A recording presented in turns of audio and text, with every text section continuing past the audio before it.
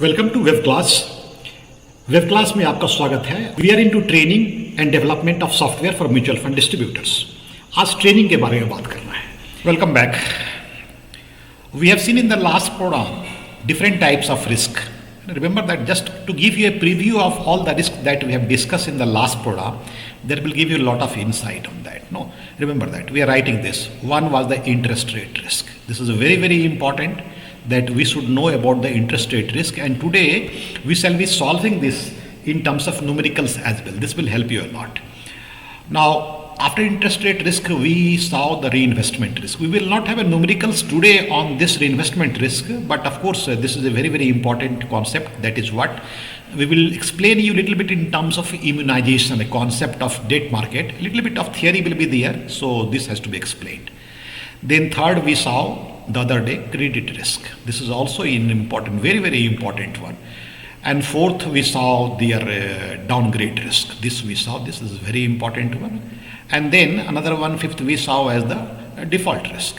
So this is one which we need to know, default risk. And the sixth was risk arising on account of humped behavior of yield curve. So that is a yield curve risk. So we have a yield curve risk. No, tangent, you saw the sensitivity of the bond, that is tangent along the yield curve was not symmetrical. It was very, very unsymmetrical. No, so yield curve risk. So these are the 6 risks that we saw in the last program. Now today we will be solving interest rate risk numericals and credit risk numericals. These two are within the syllabus of yours, and at least you should know these two things. Others, though, downgrade risk and default risk are just a corollary of your credit risk. So any reinvestment risk shall be taken up little later, not now. Now, first of all, these two risks, are they important? They are very, very important. Very, very important. No, anybody who is into the capital market, whether he is into working for a mutual fund company, or he is working in a PMS company, or dealing with the PMS product, or working for AIF, or working for your SIF, the new product, no, based upon this derivative market. So these all 4 products of capital market. Or suppose you are a banker. Whole day a banker, no, their concern is that asset liability management. Asset liability management is what? It is nothing but the interest rate risk management. So simple. No. So interest rate risk is a very, very important concept. And in fact, if you go into the derivative market, interest rate derivative market is the largest derivative market in the world among all the asset class that we know. I'm repeating this again. Interest rate derivative market is the largest derivative market in the world, not in India, of course, in the world, keeping all the possibilities of other asset class into consideration. So interest rate risk is very, very important that we need to know. And then comes the second one is the credit risk. So that is equally important because only government bonds have a zero credit risk. Otherwise, every other bonds, corporate bonds, will have some element of credit risk, and we need to know this in terms of its measurement and numericals. Now, first of all, let us see the measurement side and how to measure the interest rate risk. How do we measure the interest rate risk? First question. Definitions, you know, we have seen in the last class. If you have some doubts, please go back to the last class. Again, see the videos to find out what interest rate risk is that. What is the importance of long-term bond in interest rate risk? What is the importance of short-term bond on interest rate risk? What is the importance of zero coupon bond on interest rate risk? What is the importance of a coupon-bearing bond on interest rate risk? No. So all these things are something that we have explained in the last class. Here also I will give a glimpse of that, but please get ready with this. So first of all, interest rate risk is measured by 3 components. No, we have 3 ways to at least to see that it is getting measured. 3 ways. One is called average maturity. Another is called duration, popularly known as Mauchly duration. And we have also modified duration. So MOD. So these 3. Now you will say, are these 3 the only 3? No, there are other ways also. We have effective duration. This is also one important, but not important from your perspective. Once you will go into NISM 22nd module, there you will come to know effective duration. You will come to know key rate duration. We will cover this also, but not now. We'll cover this in some other classes because this is not commonly used at the mutual fund or PMS level. So we are not covering this. And we have a dollar duration. So these are something that is what we are not considering right now. But there are other ways also to see how the interest rate risk to be measured. So we are removing this, and for the time being, we are removing these three. Okay. So coming to the average maturity duration and modified duration, what it means to me. What it means to me. First of all, see, as the name suggests to you, you can say this maturity is something to deal with the duration. No, maturity and duration almost synonymous word. If I write here maturity and duration, this is a synonymous word.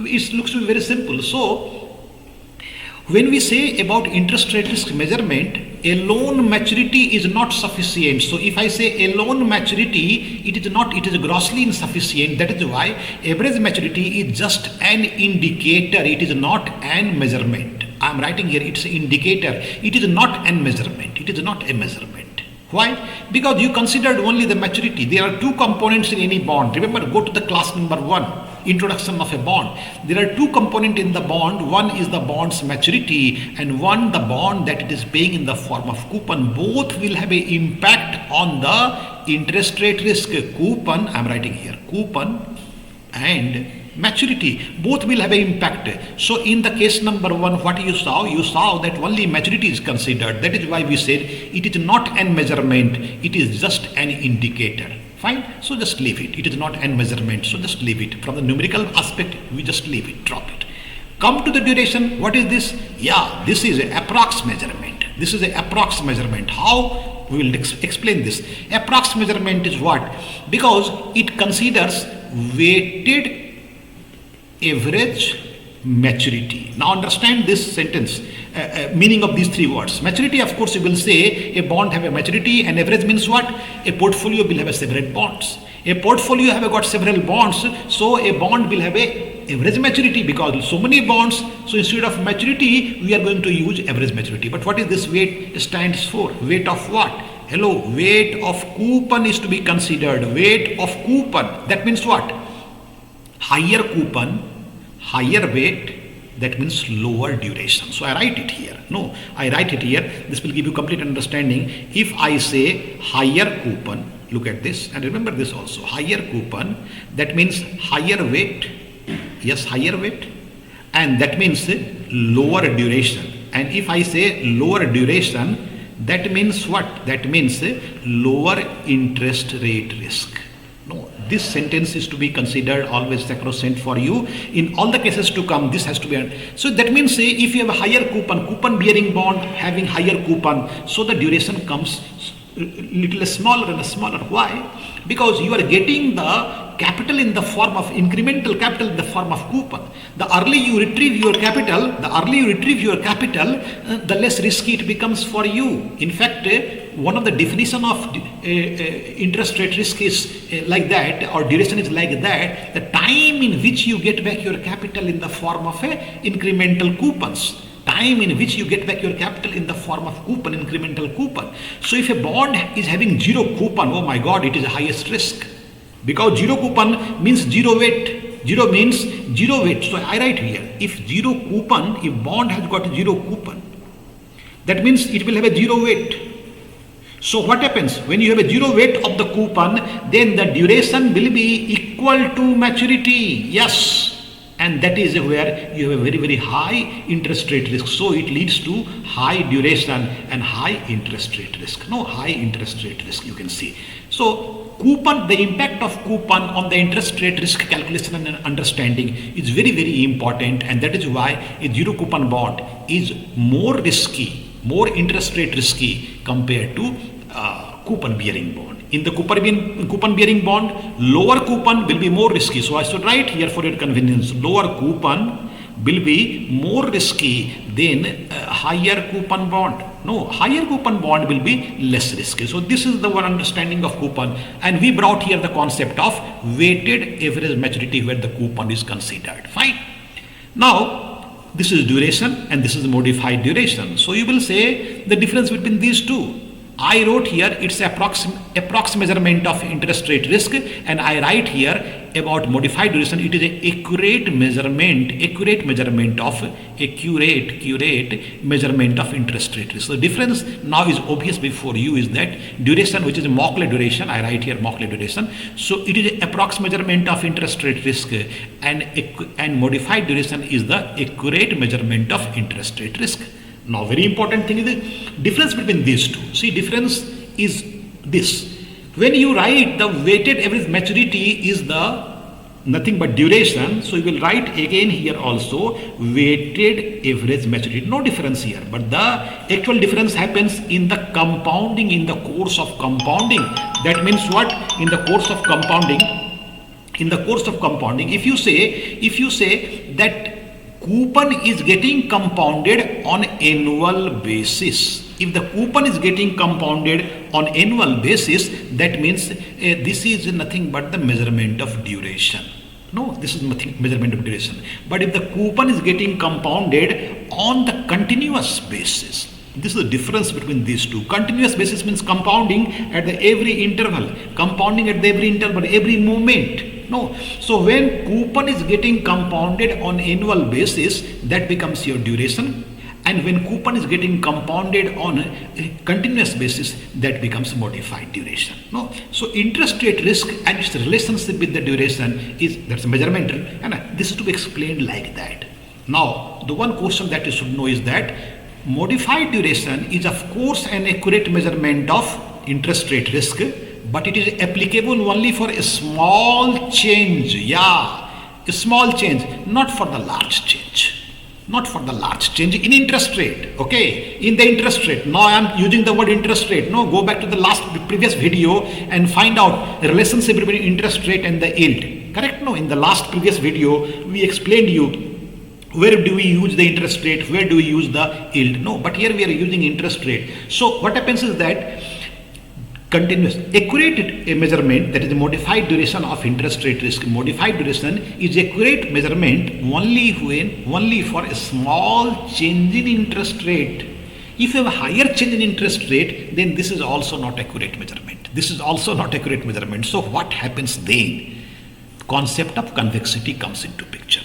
We will have a separate discussion on convexity. The numericals on that will be taken up separately, not right now. And just introduction of convexity. No, so we can say rightfully, rate of change of price is called duration, and rate of change of duration is called convexity. So the price change, it's something like, if you remember the volatility, it's almost coming similar. Let me write it down. So let me erase this. And you remember that volatility, rate of change of price is called volatility. Remember that? And remember that this is and rate of change of volatility is called implied volatility. If you have gone into the derivative market, so there it looks to be very, very simple. No, we come across this concept of implied volatility there. Similarly, rate of change of price, bond price, I am writing rate of change of bond price is nothing but duration, first derivative. And rate of change of duration is called convexity, and you know this. So this is numerically very simple to be said. To make it even more simpler, I will say rate of change of distance is called velocity. Class 7th, remember that class 7th, velocity.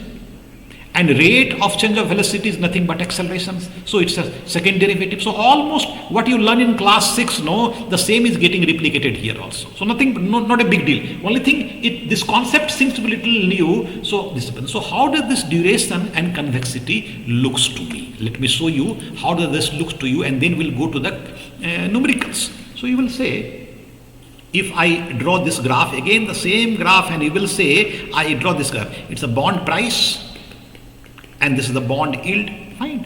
And you will say interest rate changes, yield changes. No, both will be discount rate changes. No, this comes down. If it comes down, the bond prices goes up. Fine. So this is a convex bond. You can see the convex bond. If the bond is even more convex, you can see this bond is even more convex. No. So the bond is more convex. Yes, it can be made more convex. What you find, more convexity is a friend of investor. More convexity is a friend of investor. Why? Because when interest rate comes down, the bond will have a more capital gain. more capital gain. If interest rate comes down, I write here yield, interest rate comes down, you will have more capital gain. And if interest rate goes up, if interest rate goes up, I write here yield, interest rate goes up, you will have a less capital loss. And I have shown you this concept on Excel in the previous video. Remember that? You just go back to see the previous video. You will find the capital gain is more and capital loss is less for symmetrical but opposite change in interest rate. For symmetrical, 1% change upside and downside, more capital gain and less capital loss. So this is a demonstration of convexity. This is a demonstration of convexity. So you can say numericals I am just leaving aside. I am just giving you the theoretical explanation of convexity right now. So convexity is a friend of investor. You will have a more capital gain and less capital loss for more and more convex bond. Fine. So numerical will do later on. Now coming back to the numericals on the interest rate risk. Fine. And credit risk also. Both we will see the numericals. Now suppose I give you a question over here. Suppose there is a bond trader. And he is trading, or he is holding a bond of a 10-year modified duration. And the yield of the bond is say 8. And the bond price, will say NAV or price, whatever you say, is say 90 rupees. No. And now the first situation is that he sees interest rate, change in interest rate is downward by 1%. First question number A. So what is a new price of bond? And remember that interest rate risk has an immediate impact on the bond price. Interest rate risk has an immediate impact on the bond price, unlike your investment risk. Remember, investment risk will have a delayed impact on the bond price, but interest rate risk will have an immediate impact on the bond price. So what is the new price? So very simple to find out this. No, what is change in interest rate? So change in interest rate is just 1%. And what is modified duration? So I say it is a 10-year modified duration. Why modified duration? Because this is 10-year. No, so because we have to consider the accurate measurement of this. So this is the 10%. 10 into 1 is 10%. 10% of what? 10% of your price. This is to be considered. Means what is the new price? New price will be, since interest rate is going to come down, so bond price will go up from 90 rupees, which is the present price, plus. Why plus? Because interest rate is coming down. So bond price will be going up by incremental. So I am saying plus. And how much this will go? This will go by 90 multiplied by 10%. That is the 9 rupees. So that means 90 plus 9 rupees. It will become 99 rupees. Interest rate comes down by 1% and your bond goes up to 99 rupees. That means 1 into 10. 10 years is the modified duration. Can you see this here? Yeah. So 10% it will go up. Now if you say case 2, if interest rate goes up, I change the color of this one. If interest rate goes up, the same concept, the bond price will come down, so minus. And now this will be 90 into 10 upon 100. No, why? Because 90 is still the bond price. And so 1 into 10 is the 10%. So it will be going to 90 minus 99. So it is 81. You can see the volatility. Huge volatility. Why? Long bonds. It is a long bond. 10-year modified is a very, very long bond. Now if I make this question just to demonstrate you, if the bond becomes short in the nature, I say modified duration is just 1 year. Now the things are simple. How? You will say the new change will be now 1% change in interest rate into 1. That is just 1% change will be happening in the price. So you will say 90 rupees plus 91%.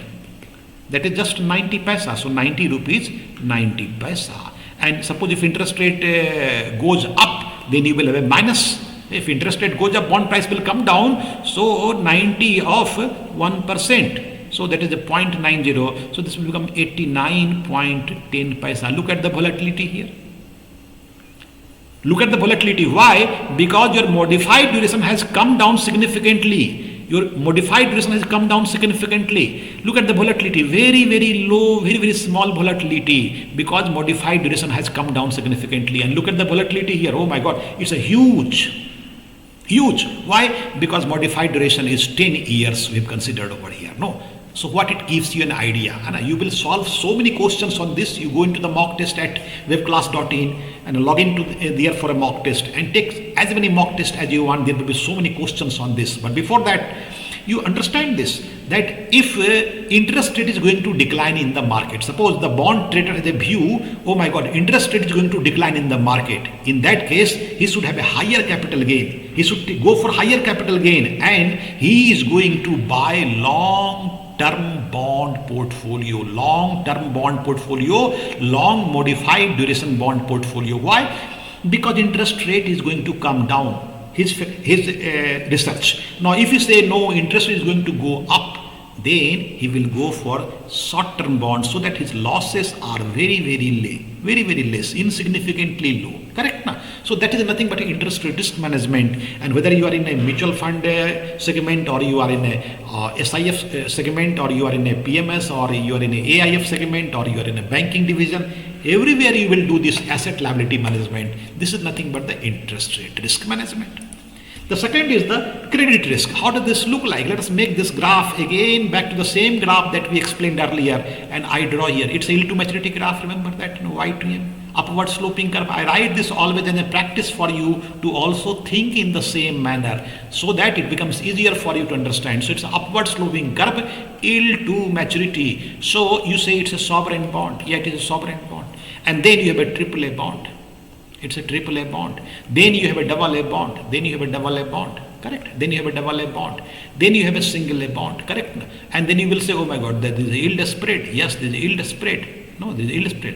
Difference between the government security and the corporate bond, difference between rated bond and the dated bond. All these definitions have been explained to you in our very early module. So there it will give you a lot of insight. No, what is rated bond, what is dated bond, what is a corporate bond, what is a government bond, what is a zero risk bond. All these things have been explained in the previous videos. So you can go over there. So fine. So now I say, suppose the government bond of 10 year is having, say, yield is say 7%. Fine. And then I say that suppose AAA bond for same maturity 10 years, I write here same maturity. Look at this. And then instead of yield, I write here yield spread. Look at the trick that I am doing. Yield spread, and say it is a 2% yield spread. Now then I say that suppose the bond have got another bond, say BBB bond. BBB bond again for 10 year maturity has got yield spread of say 5%. So find out the weighted average yield of the portfolio. Fine. So this is the question. Weighted average yield of the portfolio. This is the question. So you will say no problem. First of all, 10 year GSEC yield is known to me. It is 7%. No, this is known to me. This is 7%. So come to AAA bond, the yield spread is 2%. So what it means? It means 7% is the government bond and 2% is this. So 7 plus 2, this becomes 9. So we'll say this yield is 9%. Fine. Then 5% BBB bond. This is yield spread. So what is the yield? You will say difference between the government bond yield and the rated bond yield. So you said it is 7% and then it goes up to here. Suppose this is a suppose BBB bond. So this is a 5%. This difference is 5%. So 7 plus 5. Can you see this? 7 plus 5. Why?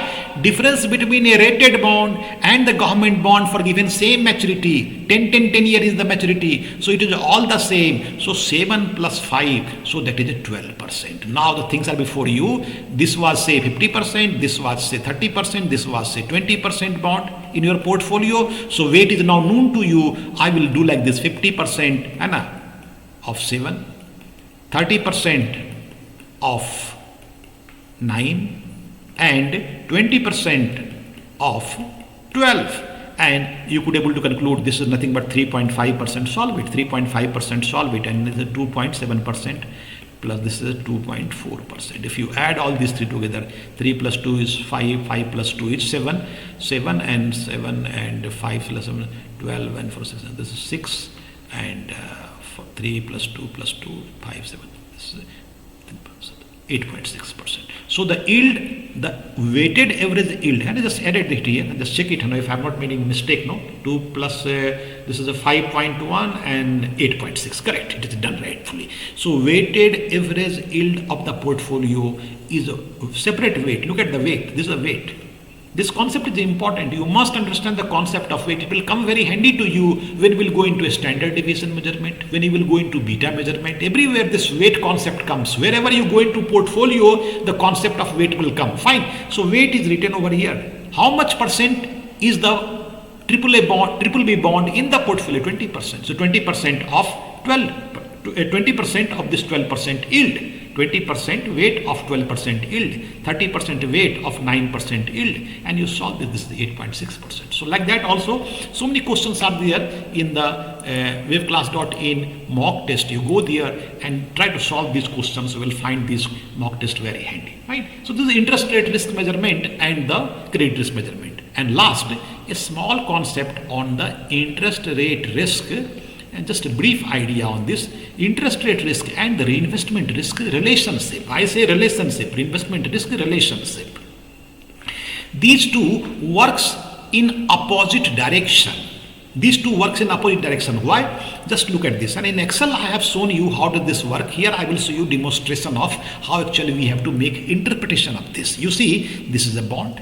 2035, this is 2025, and the same concept, same number I will be writing every point of time, and this should be coupon bearing bond. Yeah, if this is not a coupon bearing bond, then reinvestment will not happen. So the first condition to have a consideration and the study of reinvestment risk is that it should be coupon bearing bond. Low or high doesn't matter to me, but it should be coupon bearing bond. If it is a zero coupon bond, then no reinvestment risk exists. If it is a zero coupon bond, no reinvestment risk exists. But if it is a coupon bearing bond, you will say, okay, so if interest rate goes up, look at this, if interest rate goes up, suppose at this point of time, if interest rate goes up at this point of time, certainly your coupon is going to earn you more and you will have a reinvestment gain. Yes or no? Yes, it is. If interest rate goes up, you will have a reinvestment gain. Absolutely correct. If interest rate goes up, you will have a reinvestment gain. But if interest rate goes up, you will have a capital loss. Why capital loss? Immediate capital loss. Why? Because interest rate risk says so. You can use it. And we have done this earlier. No time in which we get back your capital. Remember that? So if interest rate goes up, you will have a capital loss. So look at this. When you have an investment gain, you have a capital loss. Why? Reinvestment gain is happening on account of investment risk. And capital loss is happening on account of interest rate risk. Why this is happening? Because interest rate is going to go up. Case 2. I say if interest rate comes down, no problem. If interest rate comes down, you will have a reinvestment loss. Why? Why coupon shall be getting reinvested at a lower prevailing interest rate, and so reinvestment loss will be there. You will be earning less than what actually you anticipated earlier. That's simple. So if interest rate comes down, you will have a reinvestment loss, but then at the same point of time, you will have a capital gain. Why? Because interest rate risk offers you this opportunity. If interest rate comes down, you will have a capital gain. So what you saw here, whenever you see reinvestment gain, you have a capital loss. Whenever you saw reinvestment loss, you saw the capital gain. It works up opposite direction. This process, this quality, this property is called immunization. No, immunization. This property is called immunization. This is the bond immunization. Bond have a tendency in terms of reinvestment risk and in terms of your interest rate risk to immunize itself. Correct?